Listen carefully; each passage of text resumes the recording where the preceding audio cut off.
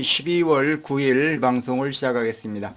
요즘 날씨가 춥다 보니까 감기가 유행되는 것 같습니다. 저도 역시 감기에 들렸습니다. 코감기인가 봅니다. 콧물이 많이 나오고 있습니다. 오늘은 면장이라고 하는 그 말씀을 드리고자 합니다. 알아야 면장을 한다, 이런 얘기 많이 들어봤을 겁니다. 면장이라고 하는 것은 면할 면, 담장장, 담장에다가 얼굴을 대고 있는 걸 면한다, 이런 얘기입니다. 저는 초등학교 시절에 이런 얘기를 많이 듣고 살았습니다. 알아야 면장한다, 이런 얘기를 어머니로부터 동네 사람들로부터 많이 듣고서 자랐습니다. 저는 그때 뭐라고 생각했느냐면, 면에 가면은 면사무소라고 하는 곳이 있습니다. 면사무소의 장일 면장이라고 했습니다.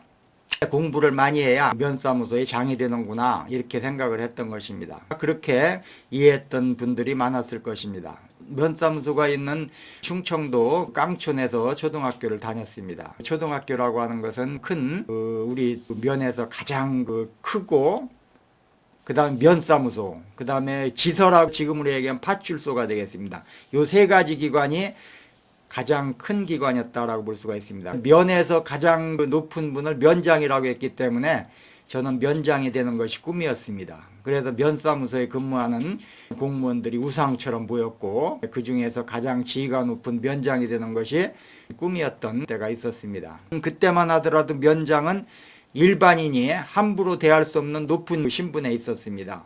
면장이 되려면 공부도 많이 해야 하는 것으로 알았기 때문에 그런 면장으로 생각을 했습니다. 그러나 알아야 면장한다라고 했을 때, 면장이라고 하는 말은 공자의 어록인 논어의 양화편에 뿌리를 두고 있습니다. 공자가 백어라고 하는 아들이 있습니다. 백어에게 배움의 중요성을 강조할 때 썼던 말 중에 장면이라고 하는 말이 나오게 됩니다. 아들한테 이렇게 얘기했습니다. 너는 주남과 소남을 공부했냐? 사람이 주남과 소남을 공부하지 않으면 담장에 얼굴을 똑바로 대고 있는 것과 같다. 면장인 겁니다. 이렇게 담장장, 난면, 나설 얼굴이죠. 나설 담장에다 이렇게 대고 있는 것과 똑같다, 이런 얘기입니다. 담장에다가 이렇게 얼굴을 대고 있으면 어떻습니까? 앞이 안 보이는 것입니다. 이 담장을 걷어내야만 시야가 보인다, 이런 얘기가 되는 것입니다. 그렇기 때문에 공자는 자기 아들한테 주남과 소남을 공부하지 않으면은 담장에다가 얼굴을 대고 있는 것과 똑같다. 그러니까 주남과 소남을 공부하라, 이런 내용을 말했던 것입니다. 주남과 소남이라고 하는 게 시경의 편면을 얘기하는 겁니다. 주남과 소남을 공부한다는 건 시경을 공부한다는 얘기입니다.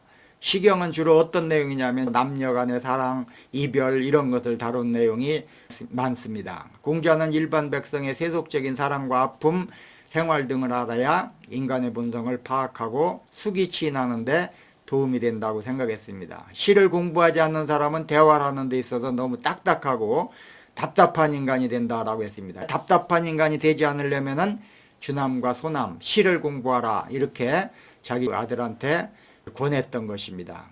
그리하여 수신과 제가에 관해 공부를 해야 담장을 마주하고 있는 듯한 답답함에서 벗어날 수 있다는 것을 백어한테 가르쳤던 것입니다. 여기에 나오는 장면, 담장에다가 얼굴을 대고 있는 이런 말인데, 앞이 보이지 않는다는 뜻이 되겠습니다. 면장은 면면장의 준말인 것입니다. 면면장, 그러니까 얼굴을 담장에 대고 있는 것을 면해준다. 얼굴을 담장에 대고 있는 걸 면해주는 거니까 이게 없어진다는 얘기죠. 그러니까 앞이 보인다, 이런 얘기입니다. 얼굴 앞에 놓여있는 물체를 걷어내면 앞이 탁 트여서 시야가 넓어진다는 뜻입니다. 공부를 많이 해서 지식의 깊이나 폭이 넓어지면 무지에서 벗어나게 되는 것이죠. 면장이라고 하는 것은 지식의 습득을 통해서 무지에서 벗어나는 노력을 상징하는 말로 쓰여지고 있는 것입니다. 무지라고 하는 것은 벽과 같은 것입니다. 이 벽은 편견일 수도 있고 선입관일 수도 있고, 또 무지에서 비롯된 좁은 시야를 의미하기도 하는 것입니다. 공부를 하거나 탐구를 할 것 같으면 이 벽을 허물거나 걷어내는 행위와 같은 것입니다. 인간은 태어나서부터 세상을 이해하기 위한 도구인 지식을 축적하고 이를 통해서 자신의 한계를 극복해 왔던 것입니다. 학문의 본질은 단순한 정보와 데이터를 얻는 것이 아니라 더 넓은 시각과 깊은 통찰을 통해 삶의 본질을 깨닫게 되는 것입니다. 장애물 앞에서 좌절하지 않고 그것을 넘어서서 넓어진 시야로 세상을 새롭게 이해하게 되는 것입니다.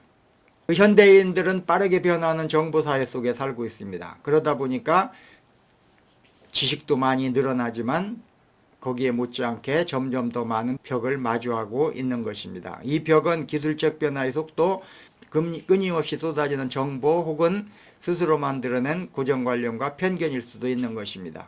특히 소셜미디어와 디지털 기술이 아주 급속도로 발달되고 있습니다. 우리는 점점 더 많은 정보에 접할 수 있게 되었지만 동시에 더 좁은 관점에 갇힐 위험이 있는 것입니다.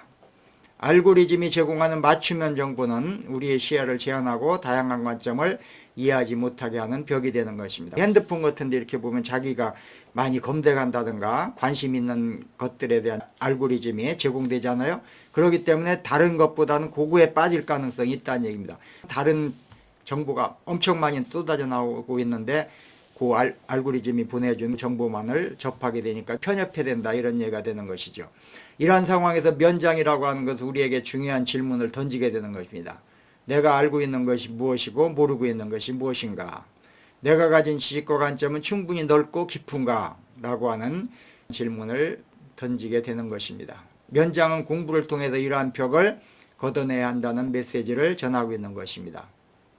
공부라고 하는 건 단순히 시험 보기 위해서 이렇게 막 암기하고 이것만 공부가 아닌 것입니다.